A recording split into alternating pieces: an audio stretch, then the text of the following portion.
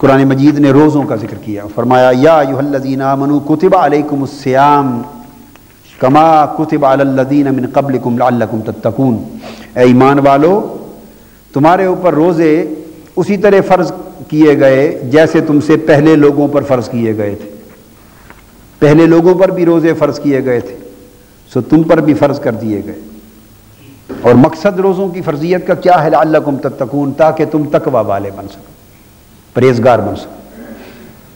اب لعلکم تتقون تاکہ تم پرہیزگار بن سکو، یہاں ایک راز سمجھا دیا کہ اللہ پاک کے جتنے احکام ہیں، جتنے احکام اور فرائض ہیں وہ مقصود بالذات نہیں ہوتے، ہر حکم کا آگے ایک مقصود ہوتا ہے، ہر حکم کی فرضیت کا ایک مقصود ہوتا ہے۔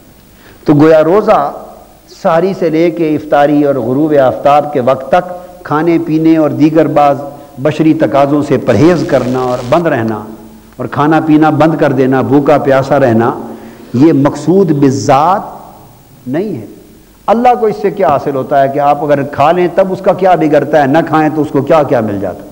اس کے خزانے میں نہ آپ کے کھانے سے کمی آتی ہے اور نہ ایک دن نہ کھانے سے، ایک مہینہ نہ کھانے سے اس کے رزق میں کوئی اضافہ ہوتا ہے، نہ وہ اپنے لیے کچھ فرض کرتا ہے اور نہ آپ کو بھوکا پیاسا رکھنا اس کا کوئی مقصد ہے۔ یہ سارا عمل کیوں ہے؟ لعلکم تتقون، یہ دراصل ذریعہ ہے، وسیلہ ہے۔ مقصد اور منزل یہ ہے کہ اس پروسیس کے ذریعے ہم تقوی کو پا سکیں۔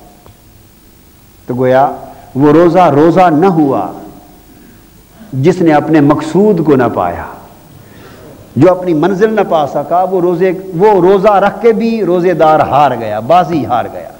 حضور علیہ الصلوۃ والسلام نے فرمایا کم من صائم لیس لہ من صیامہ الا الجوع والعطش، کتنے روزے دار ایسے ہیں کہ جنہیں اپنے روزے سے سوائے بھوک اور پیاس کے کچھ نصیب نہیں ہوتا، سوائے بھوک اور پیاس کے کچھ نصیب نہیں ہوتا، اس لیے کہ وہ روزے کو مقصود بنا لیتے ہیں اور بھوکے پیاسے گزارتے رہتے ہیں وقت، اور جو روزے کا فرض مقصد تھا جس کے لیے روزہ آیا اس کو بھلا دیتے ہیں۔